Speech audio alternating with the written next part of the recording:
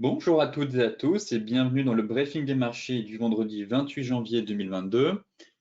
Comme d'habitude, avant de débuter, je vous laisse prendre connaissance de l'avertissement légal sur les risques.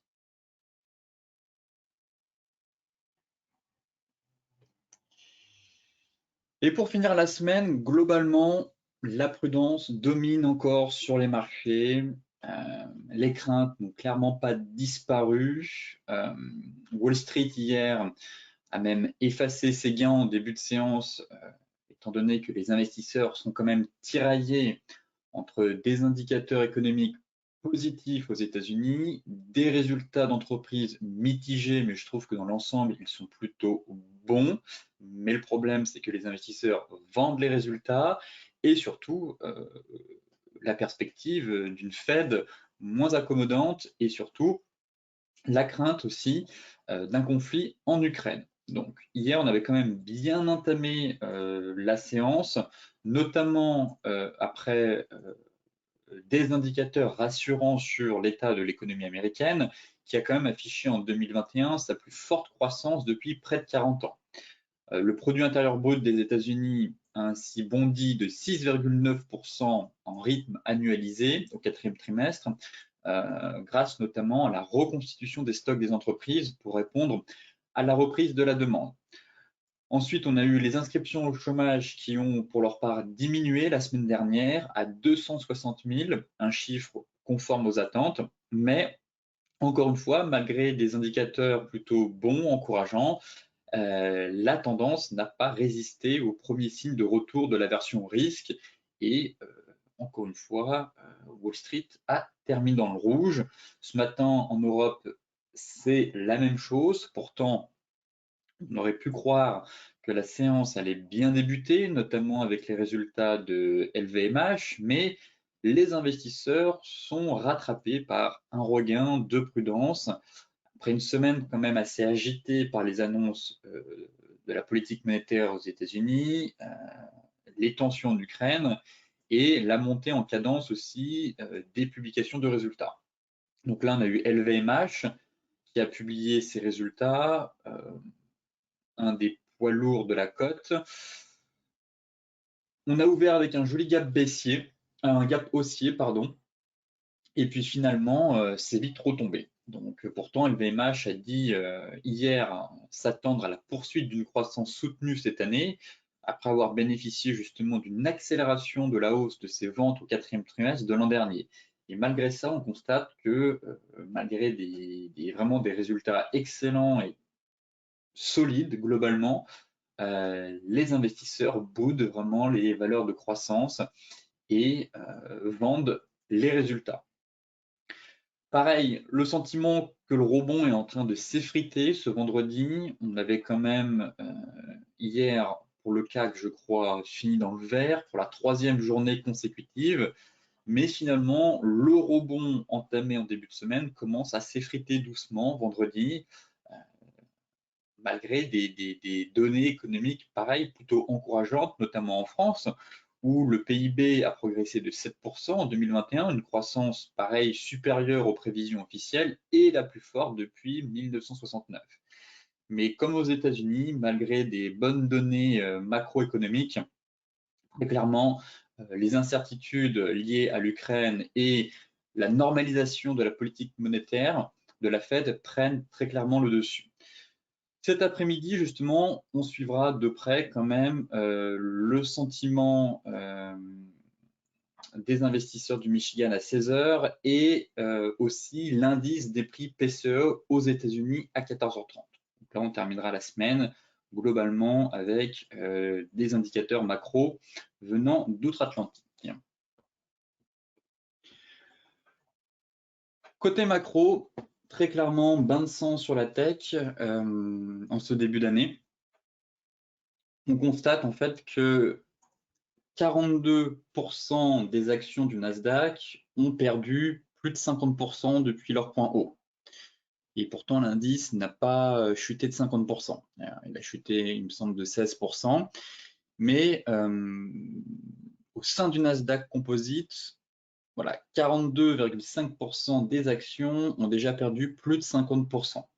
Et ce chiffre n'a été supérieur que trois fois, en tout cas, depuis 1999, à savoir la crise des dot-com. Ici, vous voyez, on avait un peu une ligne médiane, et une fois qu'on l'a cassée, effectivement, derrière, on connaît la suite de l'histoire, éclatement de la bulle, et l'indice a violemment plongé. La dernière fois, ça remontait aussi à 2009, crise de subprime, et au final, on s'est retrouvé avec une totalité à peu près 70%, ou même plus, quasiment 80% des actions qui, au point bas, avaient perdu plus de 50%. Et pareil, dernière fois où on avait eu ce chiffre aussi important, c'était justement durant le crack lié au Covid-19. Donc très clairement, des valeurs technologiques en grande souffrance en ce début d'année. Et ce phénomène risque de s'accélérer au fur et à mesure que la Fed accélère la normalisation monétaire. Et effectivement, qu'on regarde la dynamique actuelle,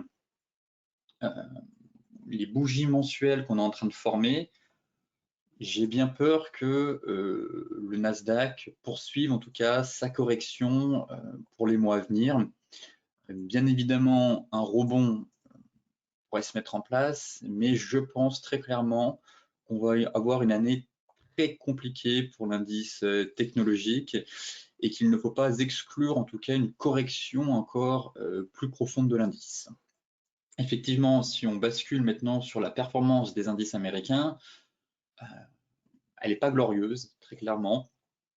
On se rend compte qu'en moyenne, ici vous avez les différents indices, donc là c'est les small américaines, le Russell 1000, 2000, surtout le Russell 2000. Le S&P qui lâche quasiment 11%, le Russell 1000 et 2000 entre 11, pareil 20%, le Nasdaq 16% et le Nasdaq Composite 17%. Et ce qui est intéressant de voir, c'est la moyenne derrière. On voit ici que l'indice perd seulement 17%, mais comme je vous le disais, on a 42% des actions qui perdent plus de 50% depuis leur plus haut. Effectivement, on a une moyenne à 46,6%. Encore une fois, pour rappel, on avait un peu une hausse en trompe-l'œil sur l'indice américain, en tout cas sur l'indice Nasdaq, étant donné que ce dernier est essentiellement tiré par les big tech, à savoir les fangman, Microsoft, surtout Microsoft, Alphabet et Apple. Effectivement, si vous regardez le graphique de Apple, elle a quasiment rien perdu. Microsoft, elle a un peu plus corrigé. Amazon, ça commence véritablement à tanguer, mais on a certaines grosses tech, dont notamment Apple, qui tient encore la route.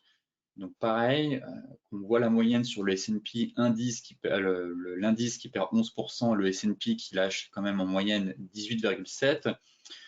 Pour rappel, les GAFAM représentent actuellement, je crois, 25% de l'indice, un peu plus de 25% de l'indice. Donc dites-vous bien que si Microsoft, Alphabet, Apple et Amazon commencent véritablement à chuter, on pourrait aller chercher encore plus bas. Mais globalement, ce qu'il faut retenir, c'est qu'on a beaucoup de valeurs qui cèdent du terrain et qui sont quasiment entrées en fait en bear market. Pour rappel, encore une fois, je vous disais que 10% on tape sur une correction, 20% bear market et entre 40 et 50%, on est sur une phase de crack boursier. Donc là, on est vraiment sur le fil du rasoir pour certaines valeurs. Le Nasdaq est à deux doigts d'entrer en territoire de bear market et effectivement, si le S&P continue sa dégringolade et que les grosses tech, notamment Apple, Microsoft, Google, Amazon, Netflix, Nvidia, quoique Netflix a quand même déjà bien chuté, hein, elle a perdu 20% suite à la publication de ses résultats, elle a encore perdu 10% derrière. Mais si ces valeurs-là commencent, en tout cas continuent sur cette lancée, je pense qu'on pourra avoir une année très compliquée pour les indices. Et pour rappel, voilà pourquoi je commence à me montrer assez prudent sur l'ensemble des indices et pour l'année 2022, c'est que le mois de janvier, en fait, c'est une période jugée stratégique pour le marché action.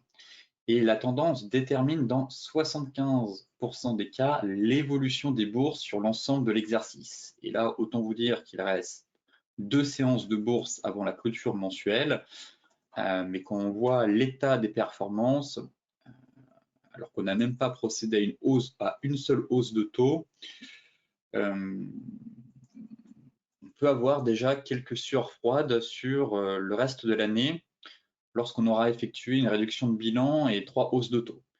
Donc, d'un point de vue des fondamentaux, effectivement, la tendance est négative sur le mois de janvier. Donc, globalement, est-ce qu'on va avoir une tendance et des performances désastreuses sur l'année? Difficile de l'affirmer encore, mais en tout cas, on en prend le chemin. Ensuite, d'un point de vue technique, je vous disais aussi de surveiller les bougies mensuelles et on n'a pas réussi à, pour l'instant, il reste quand même 2 séances, mais que ce soit sur l'indice allemand, le CAC, le Nasdaq, le S&P, bref, on est quand même sur des bougies assez horribles, des avalements baissiers, couplés parfois même à une divergence baissière. Et je constate vraiment qu'on a une similitude avec 2018 qui est assez frappante. Effectivement, en 2018, la Fed avait relevé ses taux. Fin décembre, les marchés avaient complètement plongé. La Fed avait fait volte-face et avait annoncé qu'en 2019, elle ne procéderait pas à une hausse de taux. Derrière, ça avait permis au marché de reprendre de la hauteur. Mais là, vu l'état actuel du marché, vu le niveau d'inflation, difficile pour la Fed de faire marche arrière, très clairement. Et je pense qu'elle est prête à laisser le marché corriger dans un premier temps, tant qu'on n'a pas de gros dégâts. Et à mon avis, je pense qu'on va avoir une année 2022 assez compliquée sur l'ensemble des marchés et que on pourrait de nouveau, au cours des prochaines semaines, prochains mois, inscrire un nouveau point bas sur l'ensemble des indices, que ce soit outre-Atlantique ou en Europe.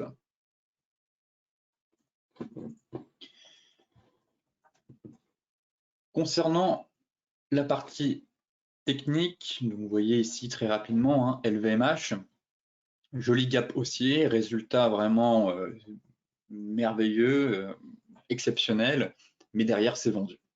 Donc c'est aussi ça qui m'inquiète, c'est le fait de voir que les bons résultats sont vendus, notamment pour les valeurs de croissance. Je me disais au début que la saison des résultats allait permettre aux indices de rebondir, de se dire bon, finalement les résultats sont encore positifs, les entreprises génèrent du profit, dégagent des bénéfices, sont en bonne santé, mais malgré ça, on sent que finalement la politique monétaire prend le dessus. Et j'ai plein d'exemples comme ça, que ce soit LVMH ou Esker qui s'est pris une baffe énorme aussi. Pareil, des résultats monstrueux, vraiment, meilleur trimestre de son histoire. Et derrière, le titre a quand même plongé de 10% et derrière a reperdu encore, il me semble, 12%. Donc, des couteaux qui tombent, des valeurs survendues, mais des valeurs qui ont été aussi explosifs durant les années, enfin en 2020 et 2022. Et on dit souvent en bourse que les investisseurs brûlent ce qu'ils ont adoré. Et effectivement, on voit des titres comme Esker, LVMH, qui ont enregistré des performances juste sublimes en 2020, enfin 2021-2022, et qui aujourd'hui vraiment sont délaissés par les investisseurs et même boudés. Et je pense que ce phénomène pourrait durer encore quelques temps face aux restrictions monétaires, aux politiques moins incommodantes des banquiers centraux. Bon, revenons sur les indices maintenant, CAC 40, chute de 2%. Dommage qu'on ne soit pas venu taper le niveau des 50%. Je trouvais qu'on avait vraiment une belle zone de nouveau pour vendre, comme je vous le disais hier. Bon, sûrement un range à prévoir. Regardons quand même la bougie hebdomadaire dans un premier temps. Et encore, le CAC 40 résiste plutôt bien. Comme je vous le disais, là, effectivement, le phénomène qui m'inquiète sur l'ensemble des marchés, c'est cette divergence. pareil, on a vraiment une très belle divergence qui est en train de se former ici. Et pour le coup, on est en train de la valider. Donc, si ça casse, encore une fois, je ne veux pas être alarmiste, mais c'est 50%. Donc, ce serait retour en fait sur la borne basse du canal. Et finalement, ce serait un retour sain. Il n'y aurait rien de bien méchant. On est monté en direction de la Lune. Il est normal que les marchés retournent sur Terre un peu et corrigent.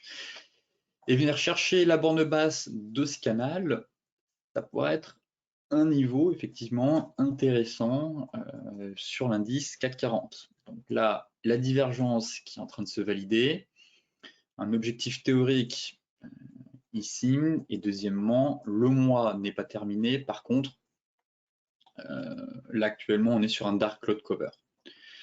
Sur tous les autres indices, on est sur un avalement baissier, que ce soit S&P, Nasdaq, Dow Jones, DAX. Le CAC, c'est l'indice le plus fort, mais malgré ça, on est quand même sur un avalement, un dark cloud cover. Pas clôturé, enfin en tout cas le mois n'est pas encore clôturé, il reste 2 séances, aujourd'hui et lundi.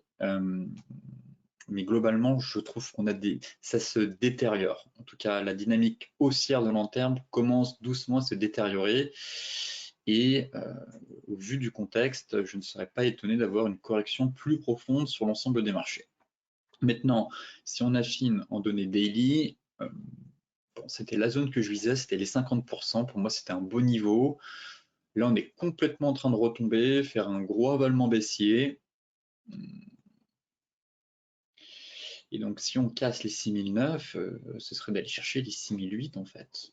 Alors, on est dans un range. Je pense très clairement qu'on est dans un range.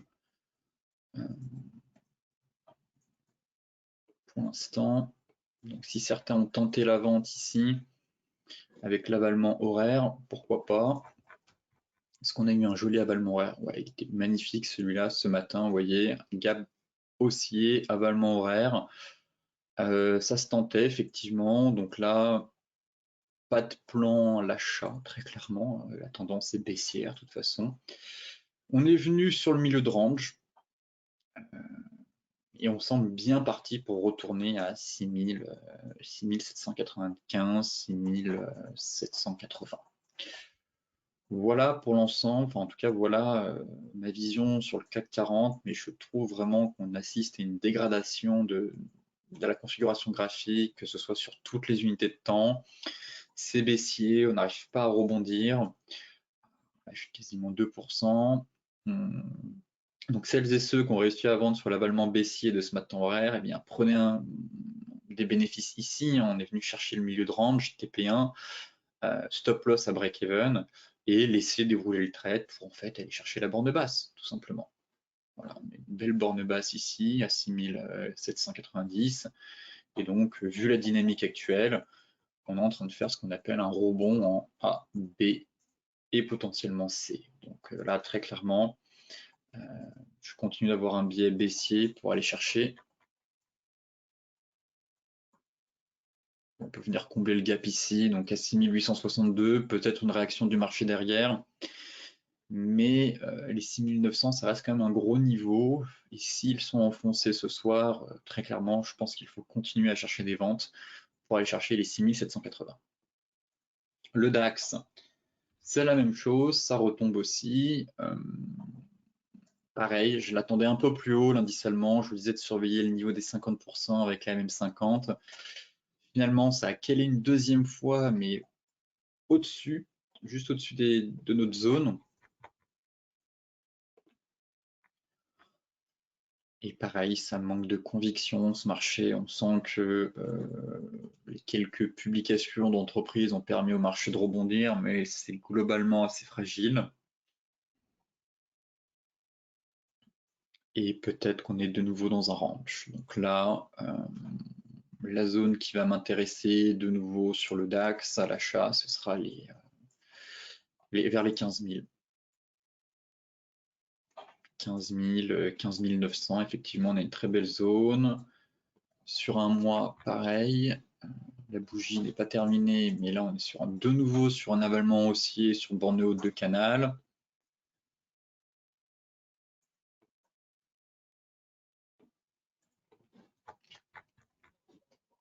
Et en données 4 heures, comme pour le CAC, le sentiment qu'on pourrait rentrer en fait dans un range ici. Voilà, on a notre range qui est en train de se mettre en place, donc pas de précipitation. Ceux qui étaient vendeurs, eh bien, prenez des bénéfices, mettez votre stop à break-even. Mais pour ma part, pour tenter des achats, j'attendrai qu'on revienne par ici. Voilà, 15 000, 14 950, 15 000. C'est ma zone. Et pour le moment, rien à faire sur l'indice allemand. Les vendeurs reprennent l'ascendant et donc il faut vraiment intervenir sur des zones clés. Et la bougie hebdomadaire, pareil, est vraiment pas belle.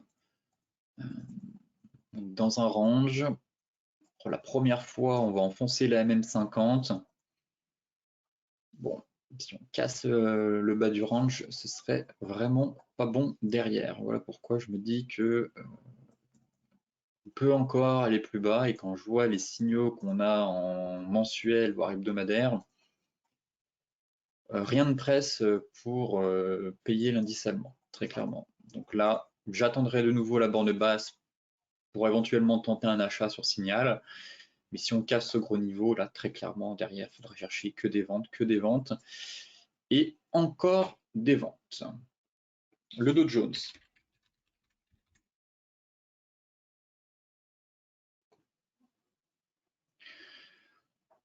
Pareil, même constat que sur l'indice allemand. On devrait clôturer, à mon avis, en plus les futurs sont dans le rouge, donc on devrait clôturer sous la MM50 une nouvelle fois.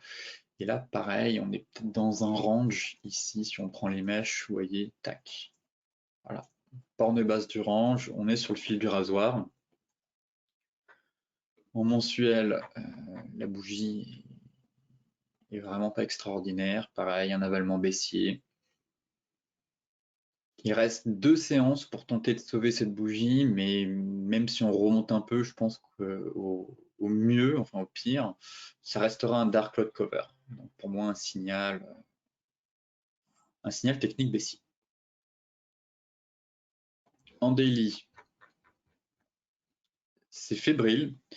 Finalement, le sentiment que comme l'Europe surperforme les indices américains, et bien d'habitude, je vous disais que les US rebondissent de 50 à 61,8. Et là, on a eu qu'un rebond à 38,2, alors qu'en Europe, on a eu les 50% quasiment. Et est-ce que, pour une fois, on n'aurait pas eu un inversement des rôles au sein du rebond? Généralement, les US sont plutôt la locomotive. Et affiche un rebond assez important entre 50 et 61,8. Et là, malheureusement, on ne parvient toujours pas à rebondir. On n'a fait que 38,2, alors que le CAC est quasiment venu titiller les 50. Pareil pour le DAX. Et le Nasdaq, lui, est encore loin derrière. Donc, ce qui montre finalement la surperformance des indices européens à court terme. Mais globalement, la dynamique reste la même. Maintenant, le Dow Jones, la clôture hebdomadaire va vraiment être déterminante. Là, les futurs sont dans le rouge. En données 4 heures,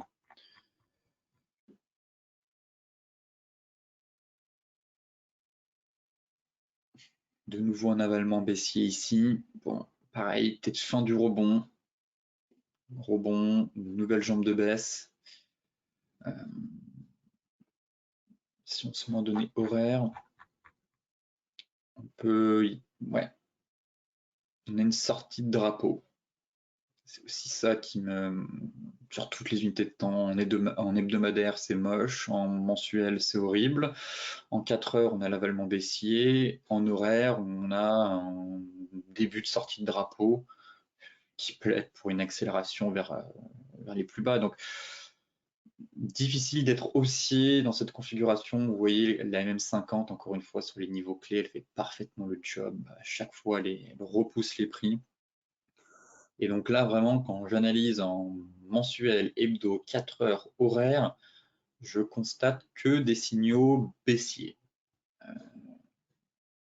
Là, plutôt envie d'être vendeur une nouvelle fois sur le Dow Jones, aller chercher les 33 430. Regardons, voilà, Ce qui m'embête, c'est que sur le Dow Jones, si on regarde le cash, on a un drapeau très propre. Par contre, si on regarde le futur, on est plutôt sur un range. Vous voyez, on a un très gros range. J'ai commencé à essayer de tracer un biseau, puis finalement, je me suis dit que non. J'avais pris comme point de repère, encore une fois, la MM50. Et vous voyez, c'est vraiment chirurgical, je trouve. La MM50 arrive, borne haute du range, ça tape. Et de nouveau, phase de trading range. Donc vraiment, MM50 sur zone, que ce soit en horaire ou 4 heures, c'est vraiment très puissant. Et ensuite, il suffit juste d'affiner sur des unités de temps plus courtes. Je vais enlever ça pour que ce soit plus propre. Mais voilà, l'orange, là, on vient taper la borne basse. Phase de stabilisation. Le pire n'est pas certain. J'attends de voir quand même sur le cash cet après-midi. Mais certains pourraient tracer un début de drapeau, mais je verrais plus un range en fait sur le Dow Jones, sur le futur, et effectivement un drapeau. Mais voilà, le pivot clé, le juge de paix, très clairement, ce sera les 33 535. Ça, c'est le niveau clé. Si on clôture en dessous de ce niveau, on n'ira plus bas. Pour l'instant, phase de trading range. Vous voyez ici, je vous disais, l'étoile du matin a parfaitement fonctionné. Donc, ping-pong entre les deux boards. Voilà la stratégie pour moi sur le Dow Jones. En données horaires, je ne vois pas de changer de retournement pour l'instant, donc aucune raison de payer le Dow Jones. Attendez l'ouverture, attendons les chiffres à 14h30 aussi. Mais derrière, si on casse ce niveau, je pense qu'il faudra de nouveau chercher des ventes et pourquoi pas viser les 33 000, encore une fois. Mais voilà, et je repasserai, pas haussier, mais je reviendrai, enfin, on aura effectivement on pourrait éventuellement aller chercher les 50% et les 61,8, voilà, si on casse par le haut. Si on consolide, on se fait une frayeur et qu'au final ça casse par le haut, pourquoi pas donc se remettre à l'achat. Mais j'aurais quand même une stratégie de long terme plutôt vendeuse pour chercher à revendre sur les 50 ou les 61. Pour l'heure, balle au centre, ça reste baissier. J'attends de voir l'ouverture sur le cash à 15h30, mais il manque. Voilà, vous connaissez le plan. Si on casse ce niveau, pour moi, je pense qu'on irait chercher les nouveaux plus bas ici. Et on confirmerait le drapeau 4 heures qu'on a sur le Dow Jones. Le Forex, eh bien, c'est un sans faute. Tous les TP ont été atteints sur le Forex. C'est juste parfait. Alors, sur l'euro, la zone est cassée. Évitons de payer en pleine accélération baissière. Pareil, pas de FOMO à la baisse. L'idéal, ce serait d'attendre un pullback. Comme je vous le disais, on a cassé ce niveau, on va aller chercher les 1,1075. L'euro n'a rien à faire ici. On peut même aller à 1,10, voire même 1,8. C'est ultra baissier. Mais là, ce serait beau de faire le pullback. Voilà. On a une belle zone 1,12, 1,1180. Payer là, certainement pas. Attendre le pullback, stop loss au-dessus pour viser un 10,75 et un 10. Donc, je vais quand même regarder la bougie en hebdo. Ouais, la bougie en hebdo, on est sur une bougie flux directionnelle impulsive, très clairement. Donc, j'ai pas envie de payer ça, surtout quand on casse une zone de polarité, mais plutôt continuer à chercher des ventes dans le sens du flux, encore une fois. Et ici, en données 4 heures, voilà, on est en pleine accélération baissière, ça se voit sur l'Ishimoku en données daily, on est 13e de notre Tenkan, pareil en données 4 heures. Le RSI confirme ce que je viens de dire. On est quand même allé assez bas dans les niveaux de survente et il serait préférable d'attendre le pullback. Voilà. Pour moi, il faudrait que le RSI souffle un peu, se dégonfle, que l'euro reprenne un peu de hauteur entre 1,1180 voire 1,12 excès sur mèche pour ensuite viser plein sud avec TP1 et de nouveau TP2. Et là, le stop loss se placera, selon moi, à voir où se situe la MM50 et la Tenkan. Si la Kijun, pardon. Si la Kijun descend au-dessus de la Kijun, encore une fois. Donc elle devrait, je pense, descendre un peu. La MM50, pareil, si on fait le pullback. On surveillera de nouveau la MM50 et où se situe la Kijun. Il faudra caler le stop loss entre les deux, et les plus prudents, je pense, mettront au-dessus de la MM50. Mais voilà un plan que je vais surveiller pour la semaine prochaine. La vente sur rebond, sur cassure de zone de polarité pour viser un 10,75 et un 10. L'AUD-USD, fin du trade, sauf si vous souhaitez garder un reliquat, mais c'est beau, honnêtement. La zone a explosé, très clairement. Le TP est atteint, fin du trade. Voilà. Fin du suivi. Beau trade avec vraiment un ratio gain excellent, je trouve. Certains ont peut-être pris leurs bénéfices hier. Je vous disais encore une fois, très important de garder un reliquat, car c'est sur ce reliquat que vous allez vraiment effectuer votre performance à la fin de l'année, surtout si vous êtes dans le sens du flux et que le marché continue à dégringoler. Donc là, pareil, je pense qu'on peut vraiment de nouveau abaisser le stop win, se mettre en stop win pour faire le suivi. Si vous avez tout sorti, c'est très bien aussi. Et si vous avez gardé un reliquat, eh bien laissez courir un peu. On peut peut-être aller chercher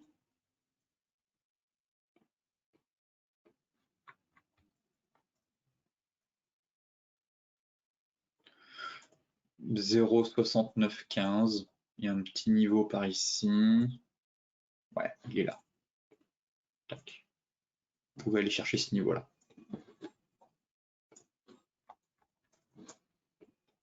Donc ce serait pareil, si vous gardez un petit reliquat, d'aller chercher, si vous avez gardé 10%, bah essayez de faire, vous prenez un TP de 5% ici et un deuxième TP de 5% ici.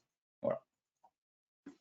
Mais pour moi, j'arrêterai de faire le suivi. Enfin, en tout cas, je considère que le plan a fonctionné, que le plan est terminé surtout.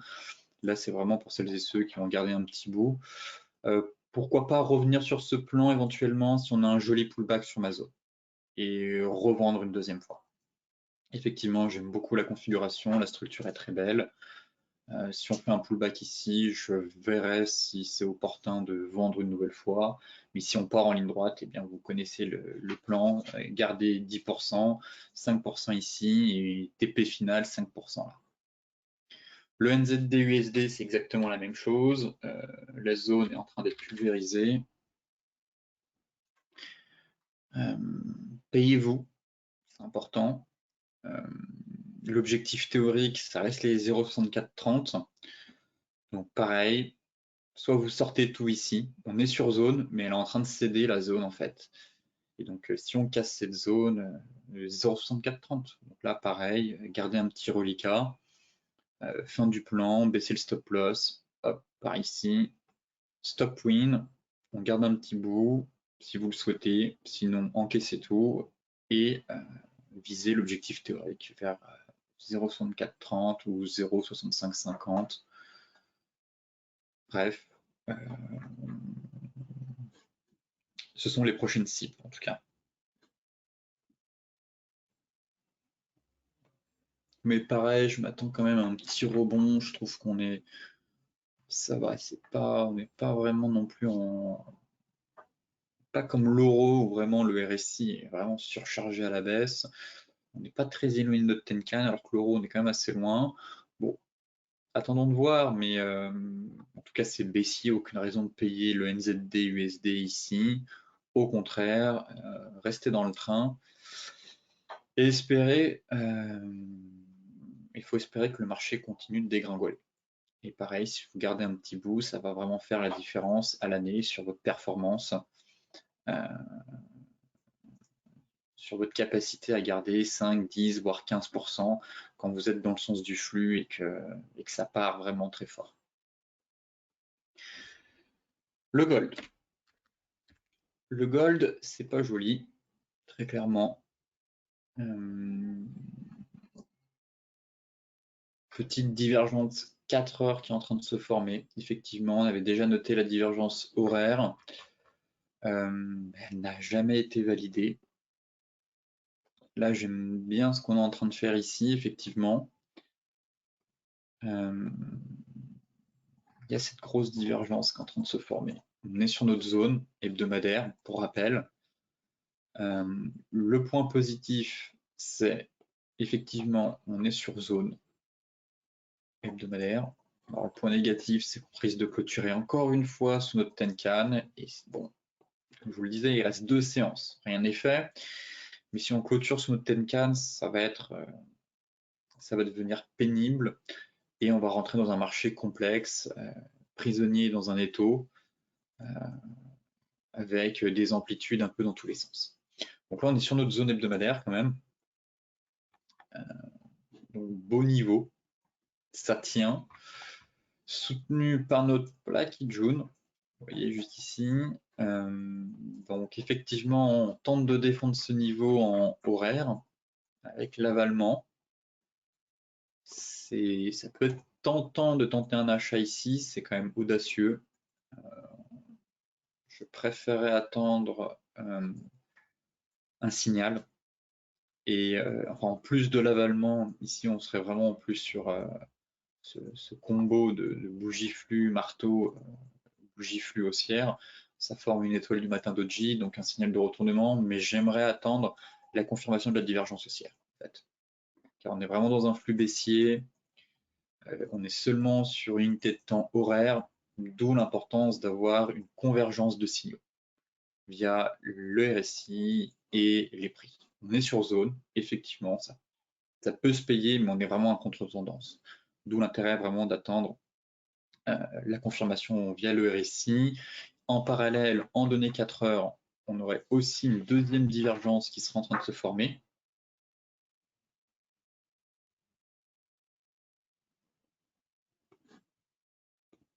Vous voyez, hop, petite divergence, je vais la tracer comme ça. Tac, pareil. Donc, divergence 4 heures, divergence horaire, mais quand je vois le flux, j'attendrai au moins qu'une des deux divergences soit validée. Horaire, si on transforme l'essai, qu'on valide celle en 4 heures, et bien hop, le stop loss juste en dessous, voilà, sous les plus bas. Et on espère maintenant que le marché arrivera à rebondir. Le point négatif, par contre, c'est voilà pourquoi je veux attendre le signal horaire et si possible le signal 4 heures, car on est en train d'enfoncer l'oblique de notre canal. Effectivement, si on se fait une frayeur, une mèche basse, ça reprend de la hauteur. Là, ça peut faire un point d'entrée vraiment parfait. On sauve notre zone de support, on sauve la borne basse du canal. Et d'un côté, on peut aussi y voir un triangle symétrique. Mais c'est le fait qu'en daily, on soit en train d'enfoncer ce niveau qui fait que j'ai pas envie de me précipiter, ça invite à la prudence. Mais effectivement, si sur mèche, en fin de séance, on parvient à rebondir et à clôturer au-dessus, ce serait un point positif. Donc d'où l'importance vraiment d'attendre la convergence des signaux via 4 heures horaires en validation de divergence et aussi via les chandeliers japonais. Car derrière, si finalement ça retombe et qu'on casse la zone, je reviendrai plus tard sur le gold vers 1750 ou 1725. Très clairement, on est sur un gros niveau ici. Voilà, si ce niveau 7 sous la pression vendeuse n'a pas de gros niveau derrière. Enfin, je pense qu'on pourrait retomber en direction de 1750, voire 1725. Donc, sortie par le bas du canal, sortie de triangle potentiellement. Donc, faudra se montrer patient et revenir plus tard sur le gold lorsque les taux arrêteront de grimper et que le dollar arrêtera de se renforcer au passage. Le Brent,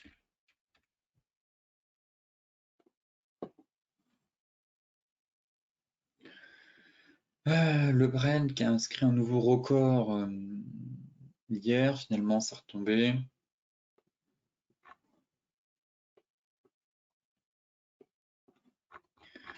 Pas grand.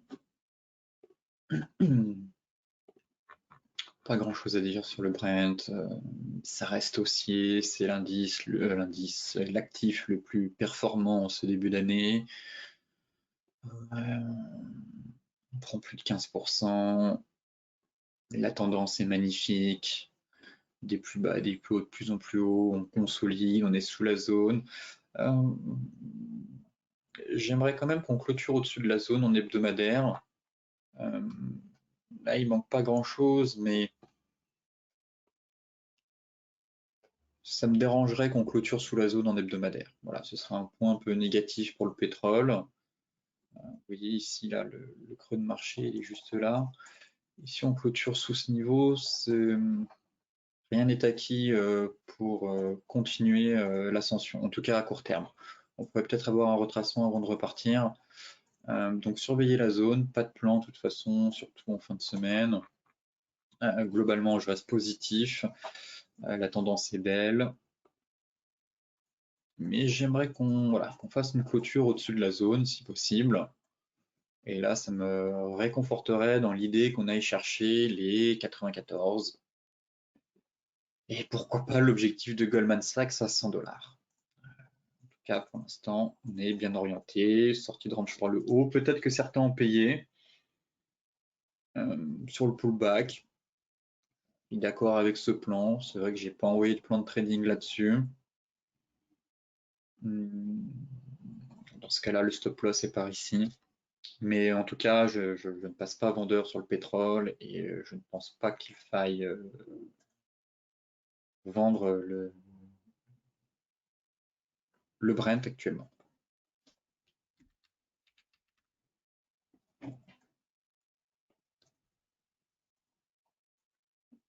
Le WTI, c'est à peu près la même chose. On est dans la même configuration. Seulement, on est au-dessus de la zone en hebdomadaire.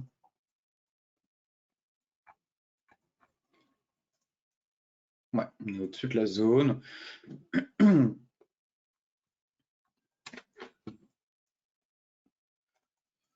Le prochain niveau, c'est les 91,26. Pour le coup, rien à dire sur le WTI, ça reste très propre. Est-ce qu'on peut caler une oblique?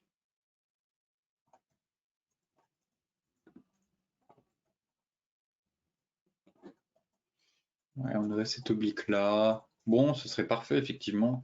On a une belle oblique ici, un point, 2 points, 3 points de contact. On a notre zone qui est juste au-dessus, donc pourquoi pas viser cette zone-là pour ensuite viser un retracement sur, si j'arrive à tracer ça correctement, notre niveau de support. Viser la zone support et derrière, de nouveau, une nouvelle jambe de hausse. Donc ça reste la stratégie que j'ai en tête actuellement. Aucune raison de vendre pour l'instant le pétrole. C'est l'actif le plus haussier en ce début d'année, donc autant profiter du flux et de la tendance. Donc en données 4 heures, sortie de range par le haut, comme le BTC, comme le WTI, je vais y arriver, comme le Brent.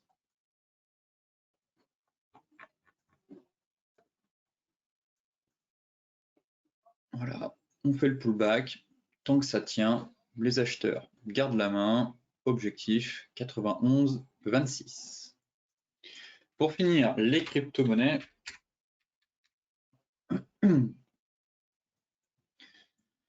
Mais il ne se passe pas grand-chose, encore une fois.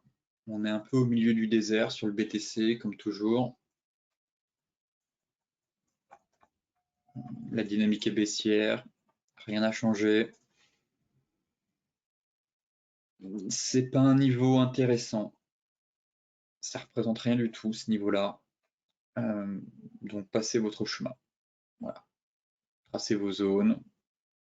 33 850, 33 300, pourquoi pas tenter quelque chose dessus, mais bon, l'idéal, ce serait très clairement les 30 000, quoi. Qu'on aille une bonne fois pour toutes sur la borne basse du range. Voilà, là, on essaye de végéter par ici. Certains pensent qu'on a le point bas. Bon, voilà. Une bonne fois pour toutes, on va chercher les 30 000 et ensuite on pourra vraiment mettre en place une stratégie. Là, on est un peu en mode espoir sur un niveau qui correspond à rien du tout. Donc, autant aller chercher la borne basse du range. Et je pense qu'on va y aller très clairement. On a un magnifique range qui est en train de se dessiner. La théorie veut qu'on fasse une rotation complète des prix. Objectif 30K. Vous voyez, le nuage a twisté et il devrait se mettre à plat, ce qui indique potentiellement une forme de latéralisation à venir. Et le milieu du nuage correspond au bas du range.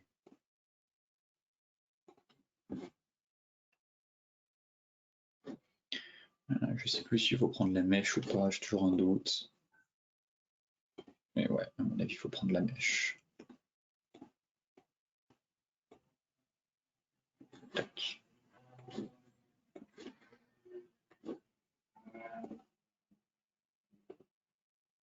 Ouais, par ici. Donc pour moi, c'est un range. Donc 30K. 30K sur le BTC.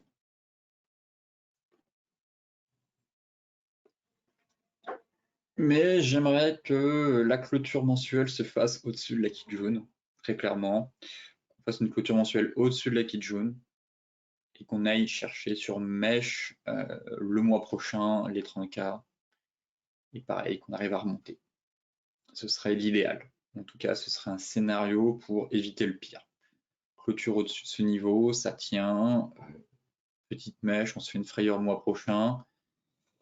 Et au final, ça repart dans un range. Pour l'instant, effectivement, je disais que ce niveau, c'était rien, mais j'oublie souvent que c'est la Kijun mensuelle et les 50%, mais d'un point de vue des prix, c'est pas un gros niveau qu'on a travaillé, mais c'est un niveau important d'un point de vue des indicateurs et des retracements de Fibo.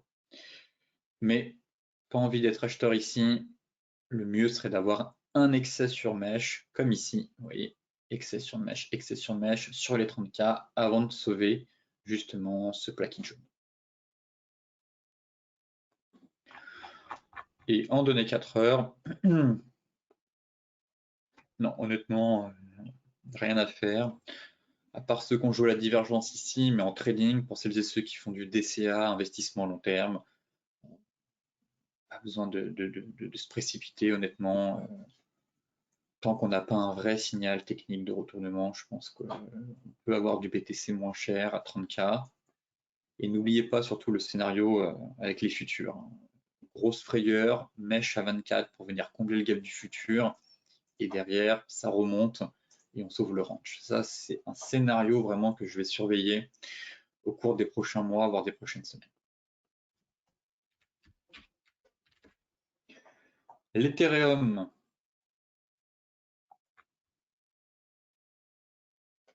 Mais c'est la même chose.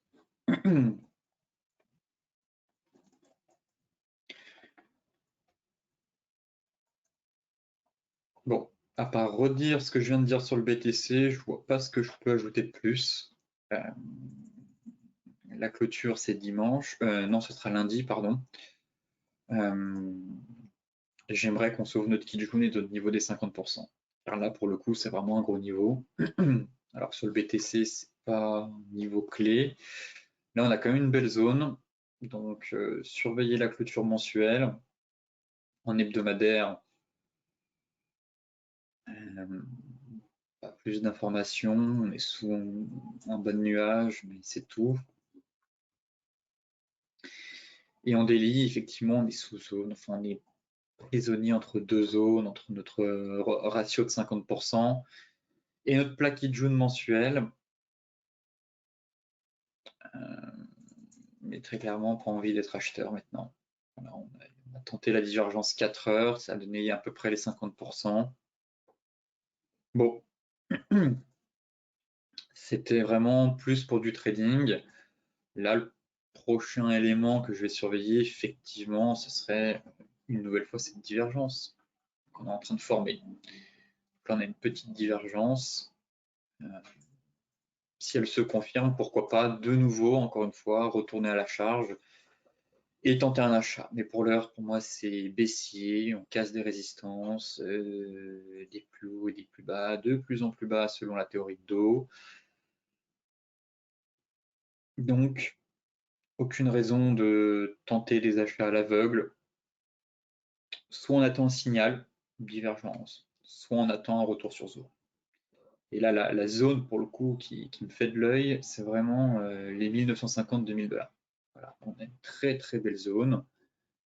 Si on est vraiment dans un canal baissier, voilà, une dernière purge pour aller chercher les 1950, ce serait pas mal.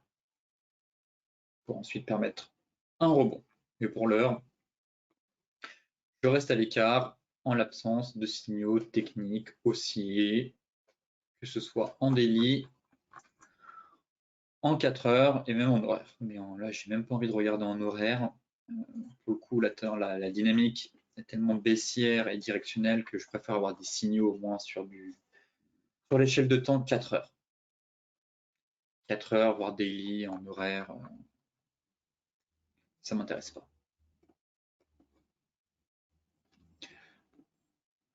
Voilà, grosso modo, les grandes lignes sur les crypto-monnaies. Mais pour l'instant, ça bat de l'aile.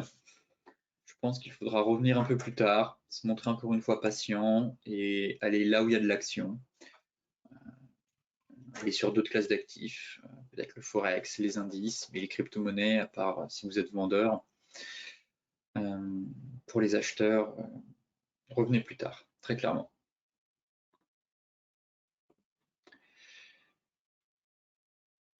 Ce briefing des marchés touche à sa fin. Comme d'habitude, je vous souhaite une excellente journée, de très bons trades, un excellent week-end et je vous dis à lundi pour un nouveau point complet sur la planète finance.